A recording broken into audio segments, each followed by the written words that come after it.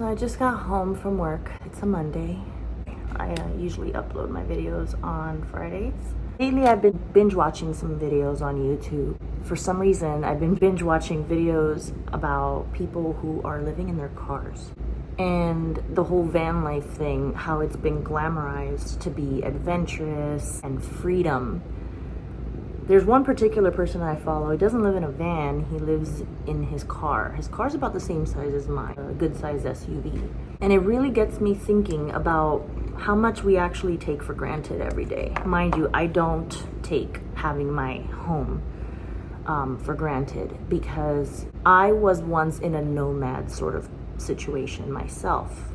I've been there many, many times, and not necessarily living in my car, but the feeling of not having a home. Sorry, my cat's here and he's like touching my camera with his nose. Like I said in one of my earlier videos, I don't want to talk about my past relationships because I'm trying to avoid litigation. But so I'm not talking about any of that anymore. But there was a lot of on and off, and there was a lot of me moving out and having to find another place to go for a while, and then me moving back in because of the inability to tolerate, the living circumstances that I was in. I've rented before. I've lived with my mom. I've lived in what they call efficiencies here in Miami, which is basically like a studio apartment sort of that's adjacent to a person's house. They usually rent out a room, but it's not like a roommate situation where you have access to the main house and you just use the room. You actually have access to the house through the side, and it has its own entrance and a small kitchenette, things like that. Kind of like the whole tiny home movement as well, but it's adjacent and attached to a person's house. And then eventually I bought my first home, and I lived there for 2 years. This was in January of 2020. And then I sold that house and bought this house. It has always been a dream of mine to live in my own house. I don't know why. It's funny, the other day I was saying that I have always been obsessed with houses. I should have just been an architect or something, because I've always loved homes. When I was a kid, I used to ride my bike around my neighborhood and just look at houses, especially during the holidays, because I wanted to see the Christmas decorations that they had outside.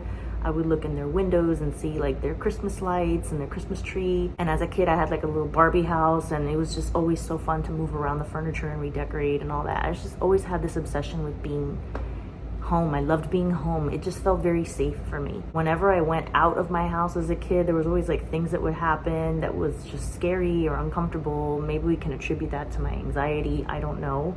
But I've always been a person who has felt the most peaceful at home. And with that said, being in the difficult position that I was in, where my relationship wasn't working out to the best possible case scenario that I thought it would, having to move around a lot felt very much like something I couldn't handle. I felt so resentful and angry that I felt like I didn't have a home. And it wasn't until I took a solo trip 9 hours away. I actually took a 2 or 3 hour flight, waited in an airport for a couple of hours for what is it called, an overlay, and then took another 5 hour flight. I live in South Florida, and I went all the way to Seattle. And I checked into my little hotel room all by myself, and I unpacked and showered and got dressed and went out on the town and got a little bit of dinner, came back to my hotel room, turned on the TV, and there was one of my favorite TV shows, The Golden Girls. Yes, that's right. I like The Golden Girls. And it was comforting, and it reminded me of being a kid living in my mom's house, or not a kid, I remember, teenager, preteen, watching The Golden Girls. And suddenly it hit me. I had this realization that home is not a place. It's not a roof. It's not an address. It's not a destination. It's not a city or a country. Home is where your peace is. And your peace is supposed to be within you. I mean, granted, you could be living in a house or a circumstance that is not peaceful, but home is where you are. Home is what you make it. And living alone is where I have found the most peace, actually. Not living with my mom or living with my ex-partner. I always thought I would be too lonely to live alone, but it turns out that I found so much peace in my solitude that I realized I can make any place home. I can live out of a suitcase, and I'll take my toothbrush out and I'll, arrange everything on the bathroom counter and put my toiletries like in the shower, and just put the bed just how I like it, like move the pillows around and untuck the bottom of the sheets like how I like it. Like, just, you do things like how you would do them in your own home anywhere you are, whether you're in a rental, whether you're in a studio, whether you're in someone else's house temporarily, a halfway house, or if you're in a van or an RV or a tiny house or a car. And it made me realize this gentleman gets it.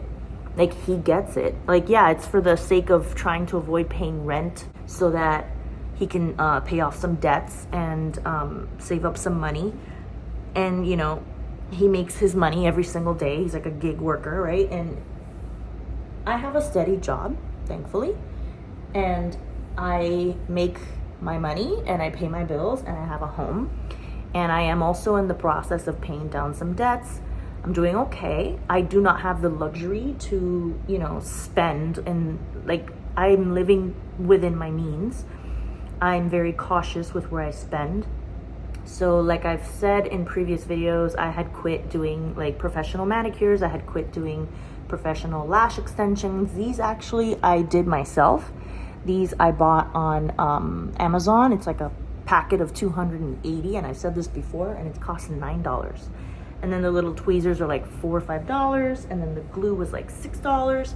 And I don't do them all the time because sometimes I'm home and, I have the time to do it, but I don't have the energy or the desire. I really don't care to impress other people. But I had a party to go to on Saturday and I wanted to look my best. It was part of my makeup routine. I took my shower, I did my hair, and I put on my little lashes and I did my makeup and I got dressed. So now that they're on, they'll just stay on for a good week.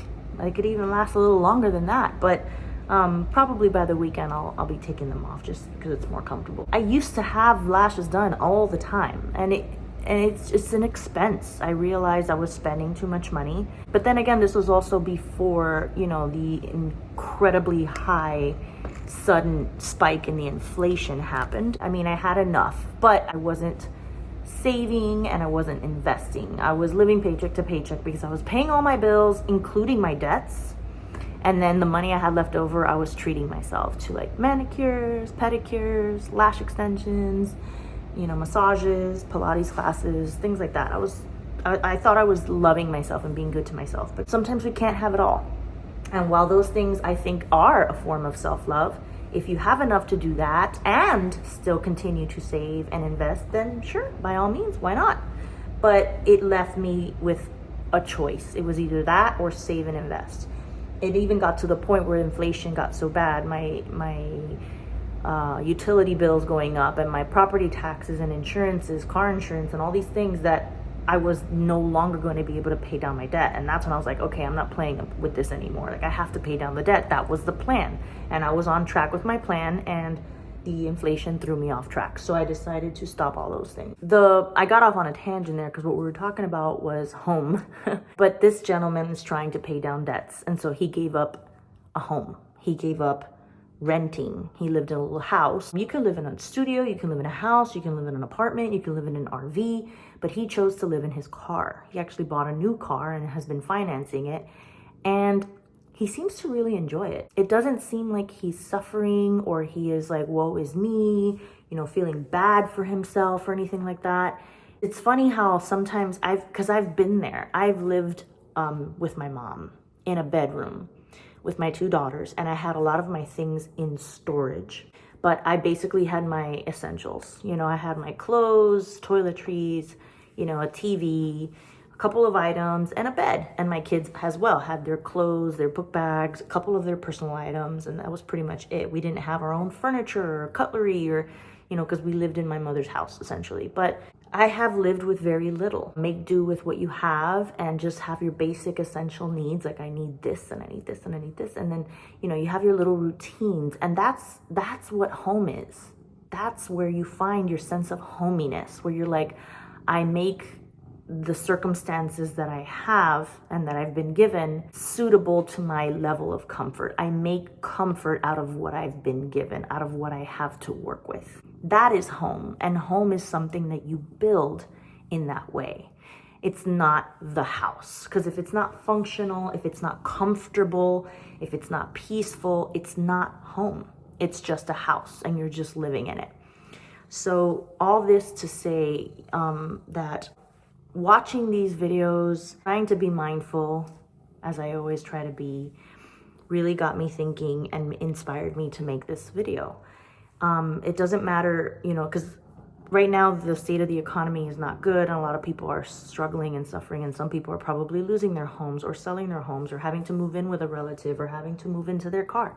As much as I am proud and grateful and honored to have been able to achieve the things that I have and to be here in this home, if I had to do it, if I had to live in a car or in like some sort of a van, I think I could do it. Would it be feasible for me to co-parent and have my daughters living with me half the time? Probably not. And that would probably be the hardest thing for me, to give up all custody because I don't have a home for them. So the main motivator for me to actually buy a home was for that purpose, to have a home for myself and for my daughters. But if it was just me, I could live anywhere. If it was just me, I think I could do it. I could live anywhere. I mean, all I would need is like a bed. I mean, I may need running water. I may need like plumbing, like a functioning toilet and a sink, but there's ways around things. This guy wakes up every day and goes straight to the gym because, he has a gym membership because it's relatively cheap in comparison to paying utility bills, and that's how he has access to a shower, and it forces him to work out, and then he does his work throughout the day, like Uber and Grubhub deliveries. A lot of people are doing this. Like if you look this stuff up, like living in your car, a lot of people are Uber food delivery services, and they can make $150, $200, $300 a day. Some of these people are making well over $1,000 a week. And they keep track of their driving miles for their tax deductions, and they keep track of how much they make each day and the food that they live off of and the things that they do. But it's like camping, and I've done that before too. And I've been able to turn a little tent attached to the back of our SUV into a little Best Western, is what someone actually told me. We were camping with a couple of friends, and everyone was setting up their tents, and they had like sleeping bags on the ground and whatnot, and we had an inflatable mattress, and I put like a fitted sheet on there with a comforter and pillows, and people looked into my tent and they were like, oh my God, this is like a whole Best Western she's got going on in here. Home is what you make it, and home is where you feel the most peaceful, and it's not about how much you have. And when you've been through an experience where you've had very little, it really makes you appreciate that much more what you have when you end up having more. And, living within your means or living below your means and doing your due diligence to pay off your debts or save up money or, work towards a specific career or be going to school while you're living in this situation. There's a plan. Every day there's a little mini attainable goal, right? Whether it's to do your laundry that day, pick up your mail that day, make this much money today, get a workout in, whatever your daily routine looks like. You have these mini goals, and they get you step by step towards slightly bigger goals and slightly bigger goals. Like, yes, I have my daily goals, I have my weekly goals, and then I know when I'm going to achieve this big one. It's going to be in May, or this one's going to be in July, and that one's going to be in September, and the next one will happen in November. And by this time next year, I'll be here, and I will have achieved all of that. So now I can do this, and so on and so forth. And so when you wake up every day and you have a purpose, you have a goal to attain, it doesn't even matter where you live, what your circumstances are. None of that matters. What matters is, where are you going? What is your intention? What is your goal? What do you want to ultimately achieve? Being here right now, I kind of feel like I've arrived, but not entirely, because I do have debts that I owe. No one owns a house free and clear unless they have the money to buy a house free and clear. I have a mortgage, but I also have a car loan, and I also have, another loan for the roof, that had to be redone. So these are all goals that I have to pay off, which will happen ultimately, but you need to focus on your day in and your day out, and you need to be willing to commit and do the work and stick to a routine. And a lot of these van lifers and people who live in their cars, and they have it. They have that dedication. They may not have very much. They may not be privileged and have relatives whose homes they can live in. And some of them did have the option, but they chose not to. They actually chose the freedom of being on their own, even if it's in a very small quarters, because there is an immense amount of freedom and peace in solitude. It gives you the mental clarity to be able to focus on your goals and what you need to do each day. And, sitting in silence and being still in your own space, no matter how big or how small it may be, is very important to be able to achieve that clarity of mind, of knowing each day what you need to do and what your intentions are so that you can get to where you want to be. If you like my content, please go ahead, hit the like button and subscribe, and I will see you guys in the next one.